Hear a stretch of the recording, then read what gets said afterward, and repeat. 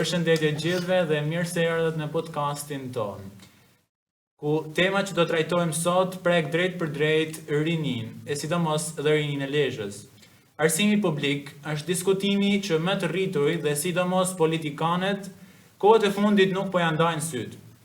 Por duke qenë se kjo çështje e prek rinin në thelb dhe kush më mirë se ne mund ta dinte se ç'është më mira për të ardhmen tonë. Unë kam këtu prezent dy të rinj të talentuar, Gjensaren dhe Gerin, që do flasim për arsimin publik. Besoj se jemi gati dhe mund të nisim podcastin. Po. Okej. Atëherë le të nisim direkt me shtyllën e parë dhe mendoj më kryesorja. Sa është vërtet arsimi publik në Lezhë falas, apo kjo është një gënjeshtër asaj fasades bukur që përgënjeshtrohet në media? Atëherë, si fillim përshëndetje, faleminderit Paulo për ftesën. Ke bërë një pyetje shumë e vend. Thuhet se arsimi publik në Lezhë dhe në Shqipëri është falas. Por do unë, si vetë gjimnaziste, e pyes veten shpesh herë. A është me të vërtet kjo vetëm një shprehje në letër, apo është edhe në aktualitet? Tani, nëse ne do vazhdojmë që nga fillimi, është mirë të konsiderojmë faktin se arsimi nuk është ashtu siç duket.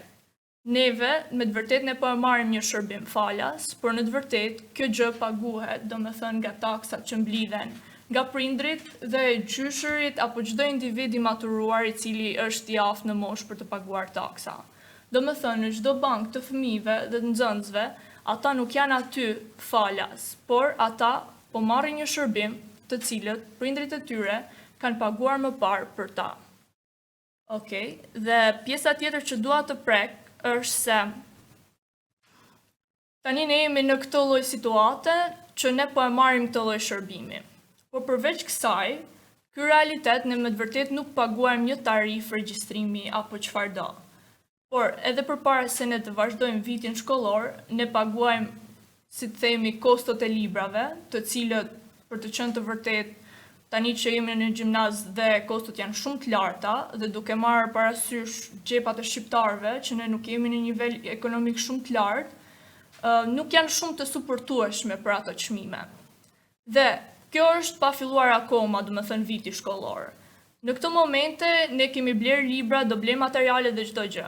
Po gjatë vitit ne prezantohemi edhe me diçka tjetër, që janë kontributet. Kontributi sa të filloj viti shkollor janë kontributet që kërkohen domethënë nga shkolla. Ata supozot të jenë vullnetare, tani janë bërë më shumë si të detyruara. Ne shohim mësues të cilët inkurajojnë gjithë përfshirjen dhe në një mënyrë apo tjetër ka bërë që çdo njeri të ndihet në presion në mënyrë që ata i të japë sa më shumë domethënë dhe ai person i cili jep një kosto të lartë është një person i cili nderohet dhe ato të gjithë të tjerët duhet të ndjekin turmën. Ne kemi për shembull edhe unë kam një rast konkret i cili ja vlen të përmendet.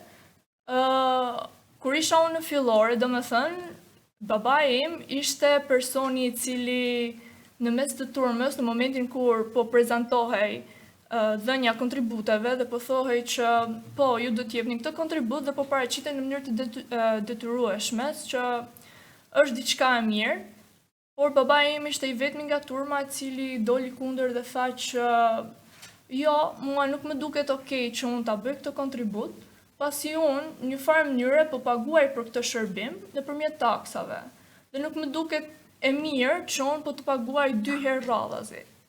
Dhe në ato moment, babai im në mes të turmës u duk si delja e zezë, domethënë, sepse të gjithë ishin persona të cilët po paguanin dhe e shihnin me çudi.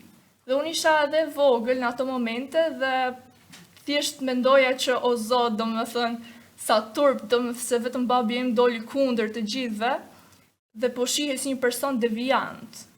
Kur në të vërtet ai po bënte diçka duhur dhe nëse unë do e shikoja tani me syrin tim maturuar, do thoja që ai kishte shumë të drejtë që po dilte kundër diçkaje të tillë.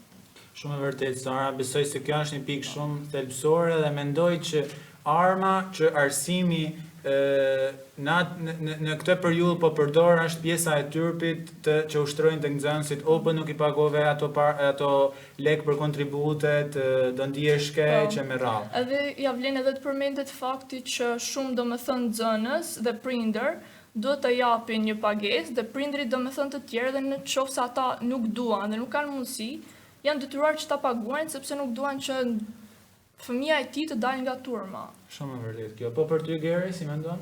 Atëherë fillimisht përshëndetje të gjithëve, faleminderit për ftesën.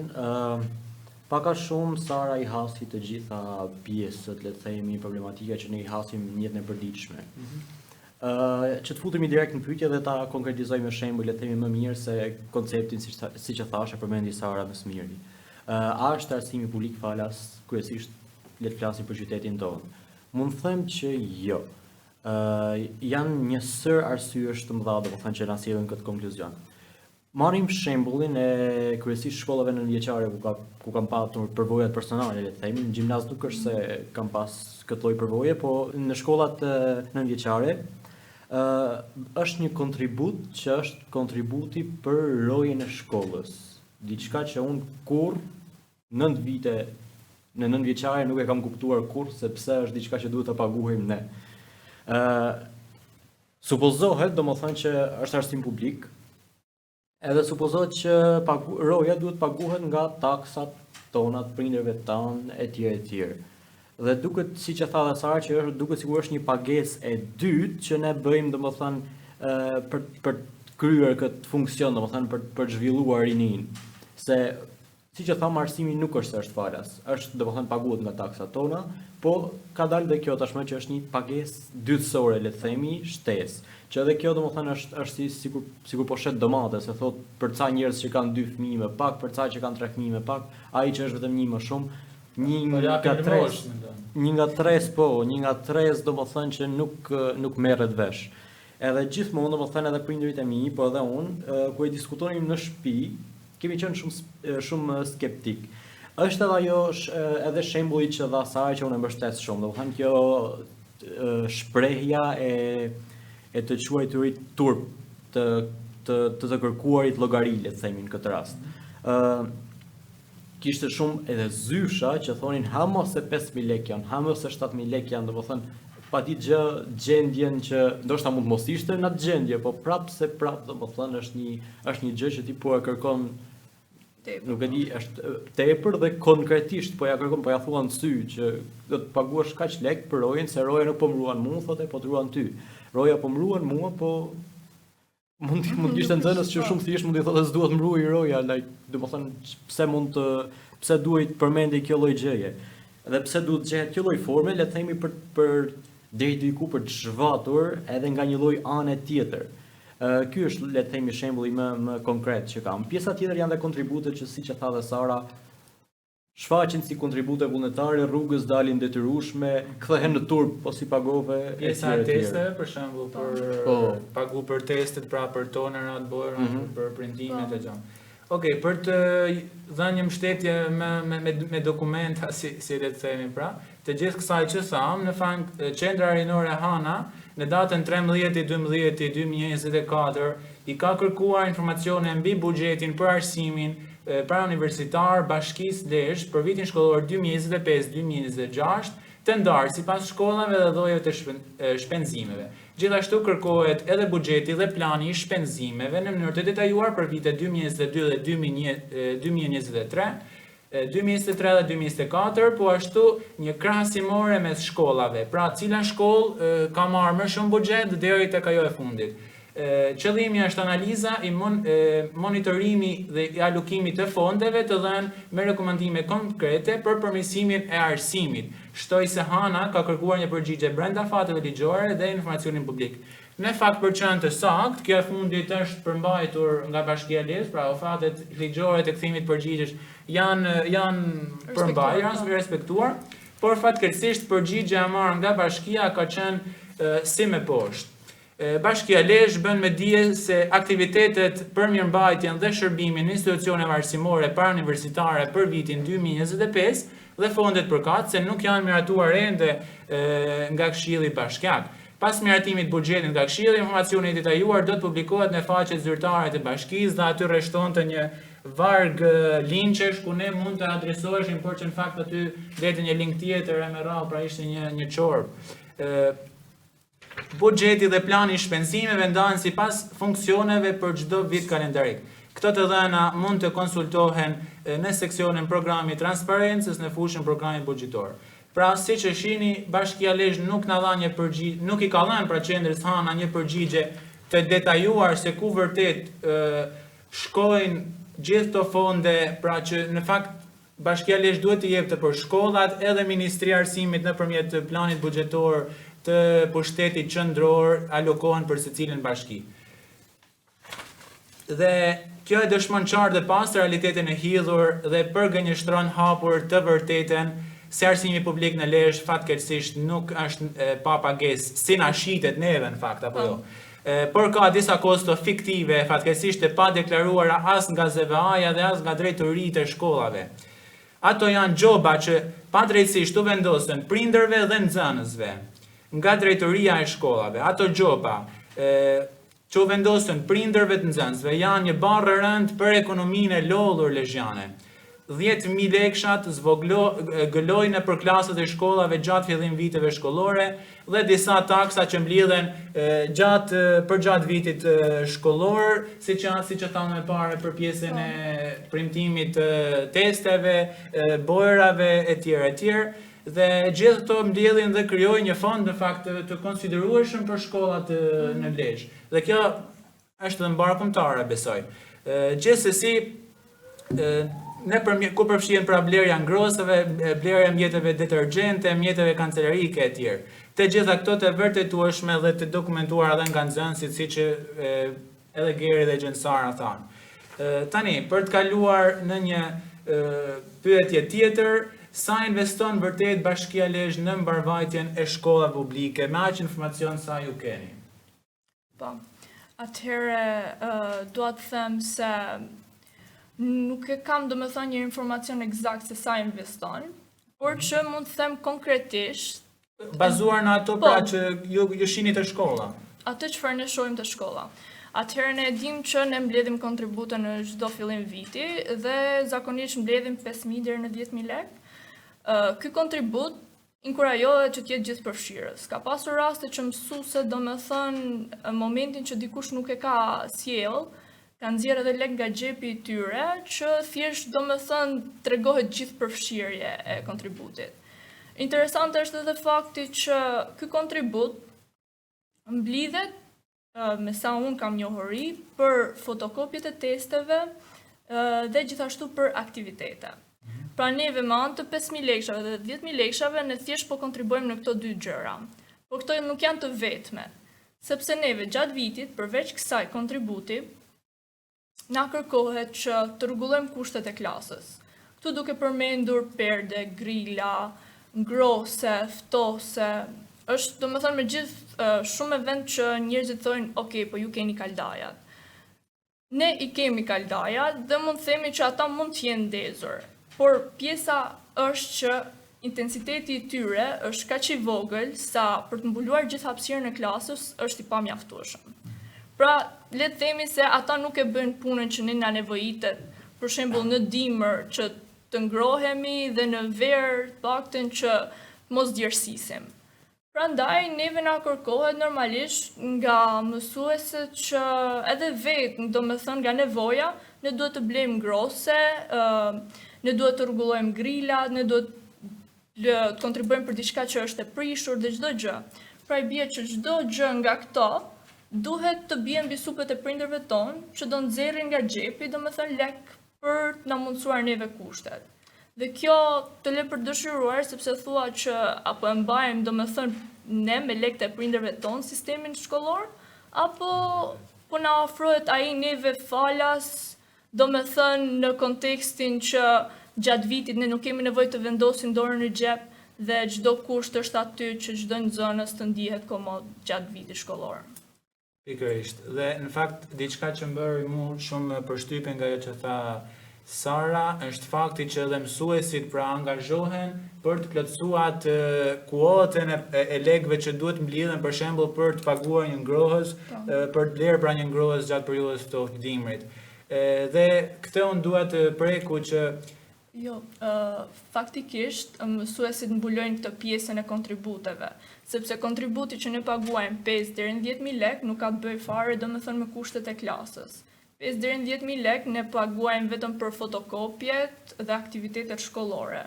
Domethënë që janë fondet e shkollës. Po.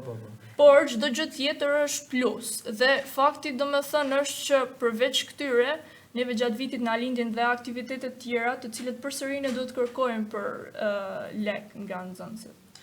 Po, jo, thjesht doja thoja këtë që në raste që këto kuotat e lekëve pra nuk përmbushen nga nxënësit, edhe mësuesit unë di raste personale ku edhe mësuesit kanë dhënë lek nga xhepi i tyre për dherë për shembull një gross për klasën që të mos marrëdhësin nxënësit, nuk e di, besoj edhe ju do keni hasur kësi raste, është Geri, çfarë mund ta thuash ti?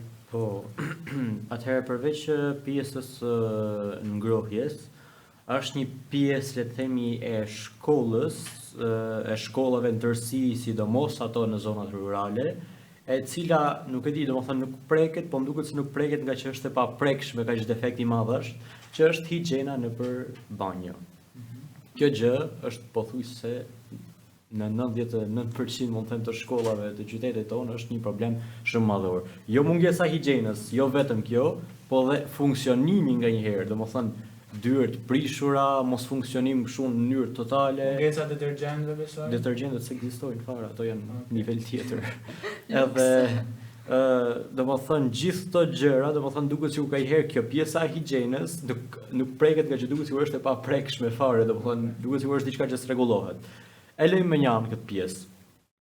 Siç e tha dhe Sara, mblidhen një sasi goxha konsiderueshme kontributesh nga xhepi jon për pjesën e fotokopjeve, për pjesën e rojës, për pjesën e aktiviteteve etj. Por pjesa tjetër që përfshin mirëqenien e klasës janë ekstra, pra nuk përfshihen te ky kontribut, le të themi. Pra kemi duhet të përgatitemi mirë për dimrin. Domethënë prej dimri duhet të blini xhaketa. Po.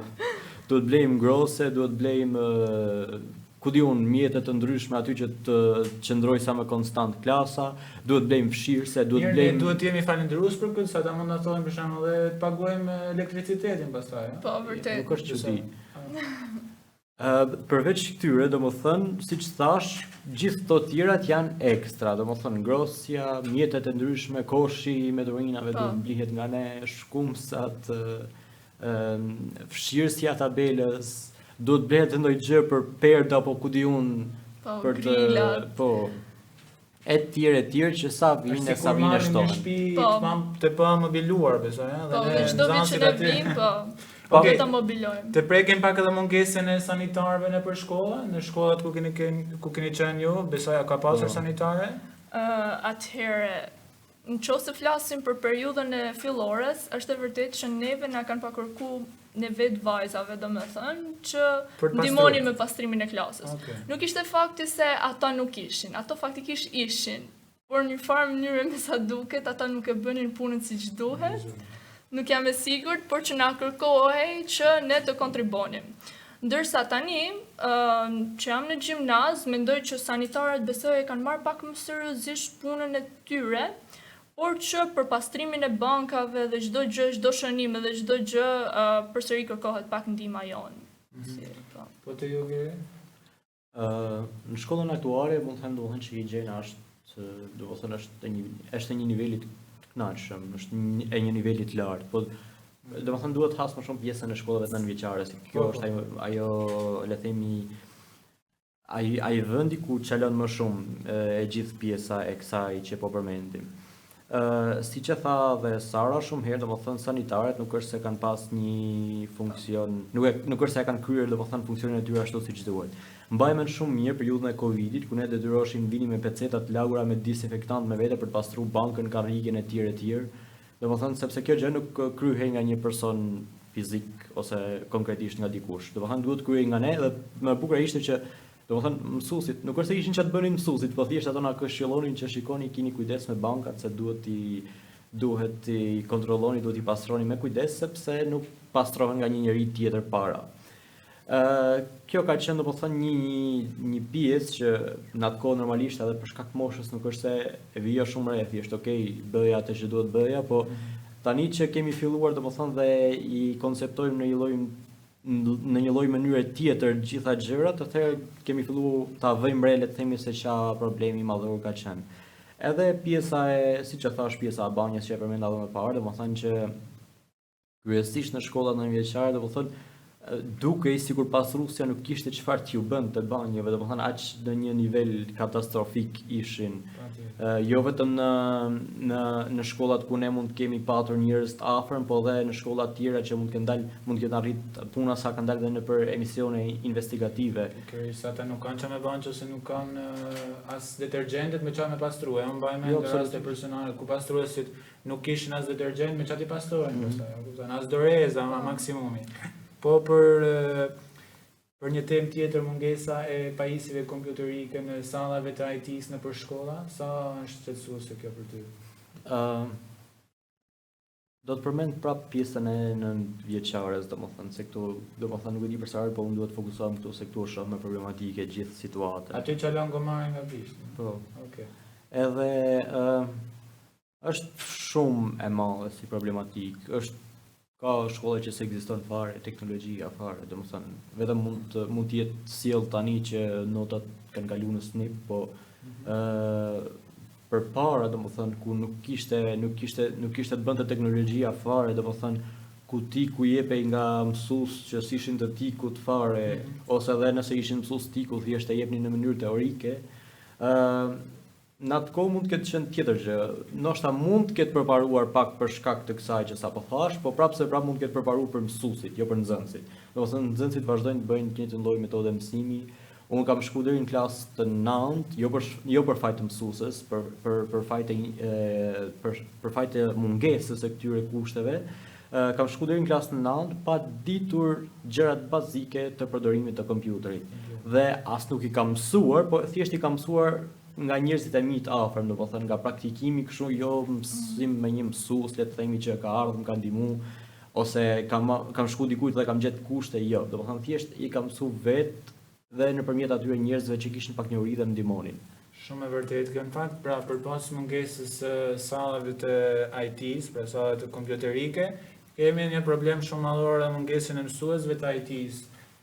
Sa kjo është e prekshme për ty, sa? Atëherë, për sa i përket pajisjeve të IT-s, dua të them që domethënë në një situatë kur ne nuk është se kemi këto kushtet bazike, duhet që të kontribuojmë për çdo gjë, për detergjenda, për ngrose, për perde, për grila, çdo gjë, këto duken sikur ne po kërkojmë diçka luksi. Me thënë drejtën, edhe nga çfarë mbaj mendun është që ne kemi pasur kompjutra, por që edhe nga që ishim shumë nxënës dhe i kemi ndarë, domethënë jemi ulur treshe në një tavolinë apo diçka. Por gjëja që vlen të përmendet është se në përgjithësi duket sikur sistemi arsimor në Shqipëri, nëse krahasojmë vite më parë deri tani, nuk duket sikur ka evoluar kaq shumë. Domethënë, ne duket sikur ne po ndjekim të njëjtat metode mësim-dhënie dhe çdo gjë nuk është se ka avancuar apo është zhvilluar në një pikë ku normalisht momentin që njerëzit zhvillohen dhe me kalimin e viteve është mirë që të zhvillohen dhe gjëra që të kapin domethënë nivelet përbashkëta. Prandaj mendoj që kjo gjë duhet shihet domethënë me shumë kujdes, sepse është mjaft e nevojshme që edhe disa ndryshime të bëhen. Duke marrë parasysh që tani kanë hyrë në trend edhe këto pajisje digjitale, ku tani vendosen monitora në vend të tabeles, kur gjërat bëhen me shënime, ne akoma përdorim shkumsa dhe drast të zezë. Domethënë, është një situatë dhe një temë që besoj ka nevojë për të rishikuar dhe normalisht që ka nevojë për një zhvillim. Po, gjithmonë ne flasim në mënyrë të përgjithësuar, pasi me sa informacion kam unë, janë bërë disa investime në disa shkolla këto gjithmonë brenda qytetit, se mazallah me dalë jashtë që zonat pra ne për periferik janë absolutisht, pra janë bërë disa investime në pjesa e monitorëve, në disa klasa, siç quhen ndryshe klasa inteligjente, pra ose klasa smart, ku janë vendosur ato monitorët, por gjithsesi praktikisht i qihet hapta si situata është shumë e vështirë në shkollat e ZVA Lezhës, sidomos në ato të periferisë, ku shkollat ndodhen përsëri edhe në probleme, por propaganda mundohet ta mbulojë diellin me shosh. E vërteta është e hidhur dhe patjetër që disave nuk do të pëlqejë, sidomos atyre që kanë gisht pra në këto punë. Besoj se s'ka vend me për polemika, mungesa e theksuar e rojeve në për shkollat e ZVA Lezhës, e cila sipas ligjit, në fakt nuk e di se sa informacion keni ju, duhet që bashkia t'i sigurojë gjitha këto që tham, pra rojë në shkollët, sanitaren, pajisje në shkollave me detergjent dhe me gjithë këto pjesën e pajisjeve teknologjike. Por gjithsesi kjo ndodh shkel e shkon në disa shkolla apo në pjesa më e madhe në fakt nuk është as pak. Gjithsesi godinat arsimore lihen në mëshirë të fatit, përveç disa rasteve ku prindërit e gjuar siç e hasim dhe bashkë, pra nxjerrin nga xhepi i tyre për të paguar këto rojet e famshme tashmë të shkollave, dhe për të kaluar në një temë tjetër, mjaft interesante, është mungesa e transparencës nga ana e shkollave për buxhetin që alokojnë dhe që kanë në dispozicion dhe me mira se si e menaxhojnë atë. Ne deri tani folëm se si shkollat normalisht të detyruara, sepse ata duhet t'i sigurojnë gjithë këto, duhet sigurojnë perdët, duhet sigurojnë rojën e shkollës sanitare, dhe normalisht ata nuk kanë se ku t'i marrin ato fonde dhe o kërkojnë nxënësve. Pra, ne nuk po themi besoj këtu që fajin e ka shkolla, fajin e ka mësuesi, pra fajin e ka ai që nuk vend dispozicion një fond të caktuar për ato X shkolla. Por gjithsesi këto shkolla, pavarësisht fondeve që marrin nga nxënësit, pra gjithë këto që thamë ne, ato nuk bëjnë as pak transparencë as në faqet e tyre zyrtare, se ku i çojnë ato fonde dhe mënyra se si i përdorin. Nda nisim me njërin nga ju, çfarë keni për të thënë? Atëherë normalisht neve se nuk është se po hedhim tani hipoteza se ata po vjedhin, sepse mendoj që nuk ka aq mjaftueshëm sa të vjedhin, por që është thjesht pjesa që neve ne kërkojmë transparencë dhe duket si padrejtësi në momentin që ne nuk e dim se çfarë ndodh me ato fonde, ku shkojnë dhe pse ato kërkojnë përsëri. Është minimale. Domethënë, po, normalisht, se për shembull ne po japim 5.000 lekë, 10.000 lekë për premtime, aktivitete. Po ndërkohë gjatë vitit përsëri ne kërkojmë nxënësve lekë të tjera për këto aktivitete. Prandaj bie që shkolla është një pozitë të vështirë dhe unë di shumë raste ku dhe vetë, domethënë mësueset, siç e përmendëm edhe më përpara, nxjerrin lekë nga xhepi i tyre për t'i mbuluar këto si themi boshllëqe dhe për të ndihmuar sa më shumë, por që kjo na lë vetëm një përfundim të shumë të hapur që shkolla me sa duket ka një sponsorizim të dobët dhe nuk janë aq shumë, nuk ka një financim të duhur për të mbuluar nevojat e saj bazë, domethënë, minimalet. Nuk jemi duke thënë për, siç e përmendëm më para, për kushtet e klasës, se ata përsëri do na kërkojnë neve, por që thjesht edhe pjesa e aktiviteteve dhe siç e themi dhe printimeve duke se zë një pjesë shumë të madhe të financave. Po besoj Geri edhe ti e njëjtin mendim, pra pavarësisht se gjitha këto lekë dhe taksat e paligjshme në fakt që mbledhen nga shkollat, ato duhet besoj të adresohen dhe të vendosen në dispozicion prindërve se çfarë u bën me ato lekë. Po, vetëm një përgjigje është që ne kemi marrë nga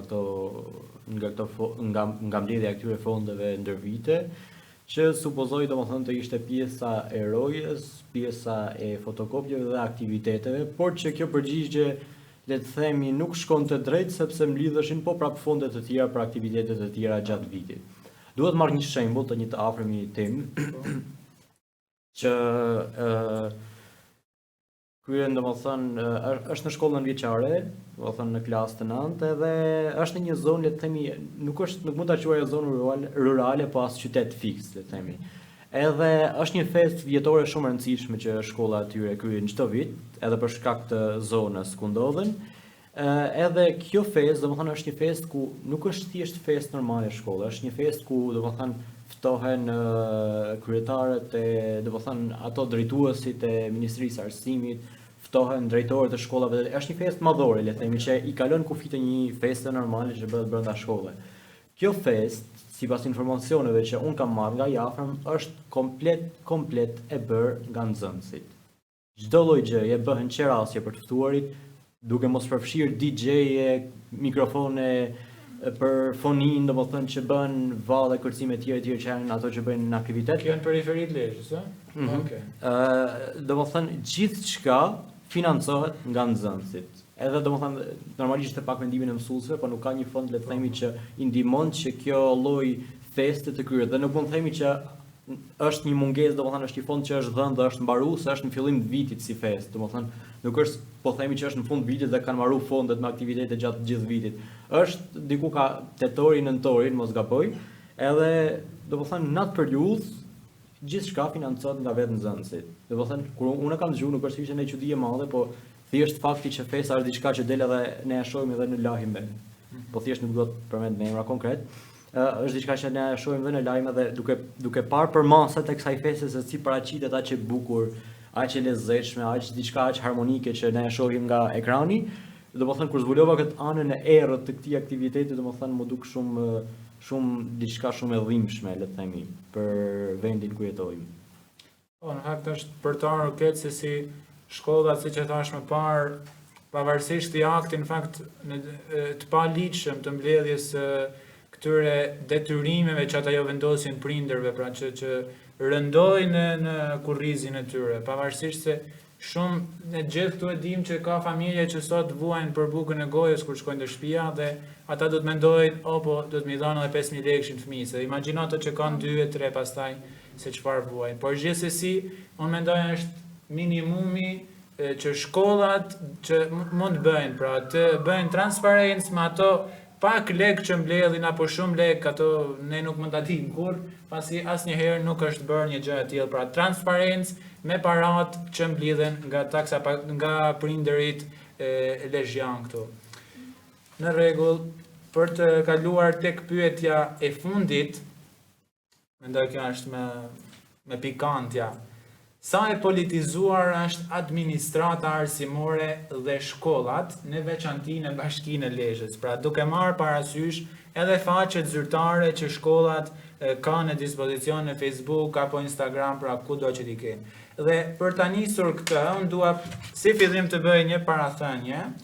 Përsëri, organizata jo qeveritare, pra HANA, që vepron në Lezhë në fushën e edukimit jo formal dhe zhvillimit të të rinjve, ka identifikuar këto shqetësime lidhur me promovimin e figurave dhe mesazheve politike nga shkollat në rajonin e Lezhës në platformat e tyre zyrtare. Këto praktika përbëjnë shkeljet e parimeve të neutralitetit dhe pavarësisë së Republikës së Shqipërisë, i ndryshuar me ligjin numër 56 fraksion 2015 në ligjin numër 48 fraksion 2018. Pra këtu rreshtohen një sër ligjesh në fakt që janë ndalojnë shkollave përfshirjen në politikë, pra apo në çdo lloj ideje tjetër që ata mund bëjnë. Pra, shkollat janë vetëm shkolla dhe do t'i shërbejnë vetëm nxënësve me qëllimin më të lartë promovimin e tyre. Kjo në fakt, siç po e lexojmë ne këtu, nuk ndodh. Pra sipas këtij ligji, shkollat duhet të ruajnë neutralitetin politik dhe të mos përdoren si mjete propagande. Qendra HANA kërkon ndërhyrje nga Drejtoria Rajonale për të garantuar zbatimin e ligjit dhe mbrojtjen e integritetit të shkollave. Organizata shpreh gatishmërinë për bashkëpunim me institucionet përkatëse për të ruajtur standardet ligjore dhe etike në arsim. Qëllimi është krijimi një mjedisje arsimore të pavarur dhe të besueshëm dhe larg çdo ndikimi politik. Në këtë mënyrë Qendra HANA nëpërmjet aktivistëve të rinj, pra që janë pjesëmarrës aty, ku në fakt besoj jeni edhe Tiger dhe Gjensara që keni diskutuar shumë për pjesën e politikës se si shkollat janë përfshirë fatkeqësisht në përmjet postimeve dhe reklamimeve të politikë, pra propagandës politike, ta themi haptazi. Atëherë, praktika që kemi vërejtur në lidhje me përdorimin e faqeve zyrtare të shkollave të drapit për të amplifikuar mesazhe politike bie ndesh me kërkesën ligjore dhe vën në rrezik integritetin dhe besueshmërinë e sistemit arsimor praktikisht këtu në Bashkinë e Lezhës. Bazuar në një monitorim të detajuar të faqeve zyrtare online të shkollave në rajonin e mbuluar nga ZVAP Lezhë, kemi zbuluar se 26 nga 34 shkolla publike e përdorin aktivitetin e tyre online kryesisht për të promovuar figurat politike, përfshirë kryeministrin, ministrin e arsimit dhe kryetarin e bashkisë. Këto postime shpesh kanë pak ose as pak lidhje me shkollën, përkatësisë dhe komunitetit saj të nxënësve, mësuesve dhe prindërve. Kemi mbërritur gjithashtu se ZVAP dhe DRAP amplifikojnë këto postime, madje duke ndarë përmbajtje që lidhen drejt për drejt me aktivitetin e Partisë Socialiste të Shqipërisë, pra partisë që në fakt është në pushtet. Një praktikë që bie në kundërshtim të hapur me parimin e neutralitetit të arsimit publik parauniversitar në Shqipëri. Çfarë mund të themi për këtë, Geri? Siç e citova edhe vetë, ligji flet qartë, domethënë që është ndaluar mbajtja e anës ose le themi prishja e neutralizimit të një faqe të shkollës për një parti të caktuar. Por realiteti është ndryshe. Realiteti që është ndaluar për ato parti ku mund shkelet interesi i pushtetit. Pse e them këtë gjë? Siç e the edhe vetë, domethënë pjesa kryesore ne kemi pa foto, kemi diskutuar për atë sondazhin që sapo e citove, dhe kemi parë dhe konkretisht foto të shkollave ku postohen aktivitete të ndryshme, nuk po flasim për pjesë ku mund të jetë pjesëmarrës kryeministri, kryetari i bashkisë etj. Po thelbi nuk ka qenë aktiviteti, se po të jetë thelb aktiviteti, postohet aktiviteti, nuk postohet personi në fjalë e para punës. E dyta, domethënë, edhe në nënshkrimi poshtë nuk është se ka qenë aq neutral sa mund të jetë shpjeguar, apo mund të jetë menduar në kokën e atyre që kanë menaxhuar të faqe shkolle që mund duket. Pra ka pasur slogane politike, për shembull Shqipëria 2030 vetëm përpara që në fakt të nxjerrin hapur atë që kanë dashur të shprehin. Patjetër. Prandaj e them këtë gjë që ligji funksionon, por funksionon atëherë kur leverdist funksionojnë në këtë rast. Një tjetër anë e kësaj problematike është edhe pjesa e angazhimit të mësuesve, le të themi, nëpër shkolla. Domethënë nuk është vetëm pjesa e të postuarit online, është edhe pjesa e aktivitetit domethënë që kryhet brenda shkollave. Domethënë unë kam dëgjuar plot raste, jo personalisht, domethënë për veten time kam dëgjuar plot raste ku mësuesit domethënë bajnë qëndrime politike të hapura, jo vetëm brenda shkollës, por edhe në orë të mësimit. Domethënë është tjetër gjë që të diskutosh një problematikë që ka ndodhur në vendin tënd në një orë mësimi që ndoshta mund të lidhet deri diku me temën mësimore, është tjetër gjë që të diskutosh për pushtetarët aktual me pushtetarët që me partitë e tjera që nuk janë në pushtet etj. Pra qoftë pro dhe kundër, a? Qoftë pro dhe kundër. Po janë dy gjëra të ndryshme. Pra unë jam shumë pro, domethënë që duhet diskutohen problematikat e përditshme të jetës në orë mësimit, madje jam shumë pro që duhet shtohen këto orë mësimi. Se politika na prek drejt për drejt ne. Jo përveç politikës, po flas për problematikat që na prekin ne dhe komunitetin ku jetojmë. Po është komplet tjetër gjë ku ti si mësues vjen aty dhe flet haptazi për animin tënd politik. Kjo gjë domethënë është shumë kundra jo vetëm ligjit, po edhe moralit si mësues, domethënë ti je një mësues dhe të bësh këtë gjë, le të themi, dhe jo vetëm që prish atë peshorin e të qenurit neutral të personit konkretisht si mësues, po edhe të shkollës në përgjithësi, se domethënë ai nxënës ose ai fëmijë kur të largohet një ditë nga ajo shkolla, atë gjë do mbajë mend, se më shumë bëhet mend ajo keqja se sa e mira, dhe probabiliteti që diçka e keqe të shpërndahet, domethënë për një institucion është shumë herë më e madhe se sa për diçka të mirë. Dhe mendoj që është një problematikë që duhet zgjidhur sa më shpejt, dhe është një ndër problematikat më të mëdha dhe më shqetësuese që mua si nxënës kur e dëgjoj domethënë dhe kur e shikoj konkretisht se siç e the vetë, ato janë postime që janë faqet të shkollave janë dhe sot, po të hysh ti shohësh janë akoma disa. Po të hysh ti shohësh domethënë janë gjëra që të vrasin syrin kur i shikon.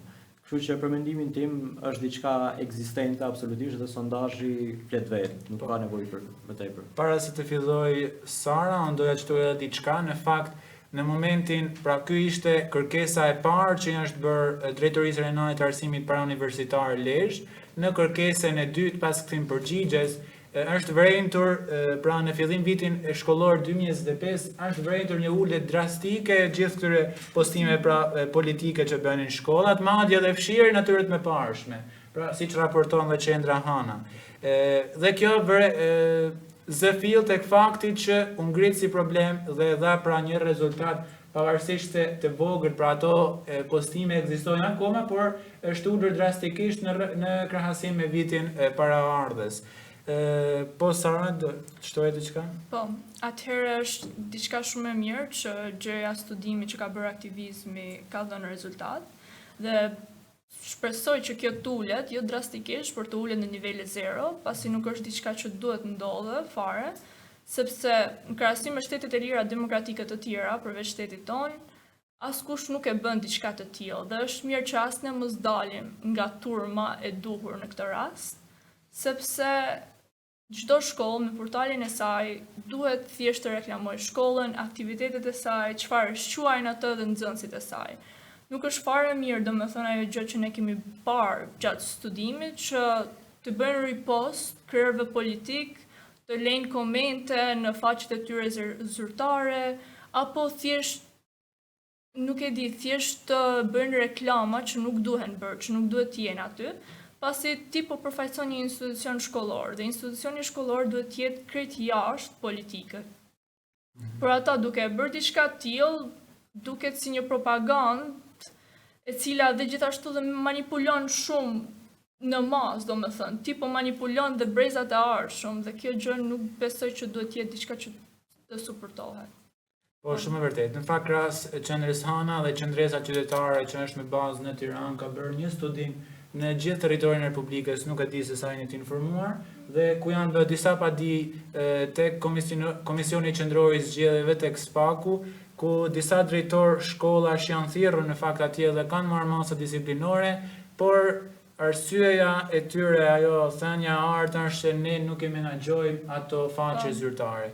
Dhe kjo nuk e di se sa e saktë është, pasi asnjëherë nuk është bërë me dije se kush e menaxhon një X faqe të një shkolle, dhe kjo normalisht edhe në Bashkinë Lezhë. Një fakt tjetër është që disa shkolla, pra se që thash, nga 34 vetëm 26 janë të politizuar dhe anojnë nga partia në pushtet. Pjesa tjetër, marrim rastin e shkollës Bestidhja këtu në Lezhë, pra është një shkollë model ku asnjë nga postime që ato hedhin, pra që mban një numër rekord të mira postime që ato hedhin në një vit shkollor, asnjëra prej tyre nuk ka as pikën më të vogël të politizimit. Gjithë janë promovime të nxënësve dhe arritjeve që ato kryejnë. E njëjta gjë është për shkollat jo publike, pra rogacionistat, shkolla Amerikanit dhe ajo nënvjeçarja Shtjefen Gjeçovit. Pra, kjo është në fakt që shihet qartë. Por unë kisha edhe një pyetje të fundit. Kjo edhe për ato që do na ndjekin.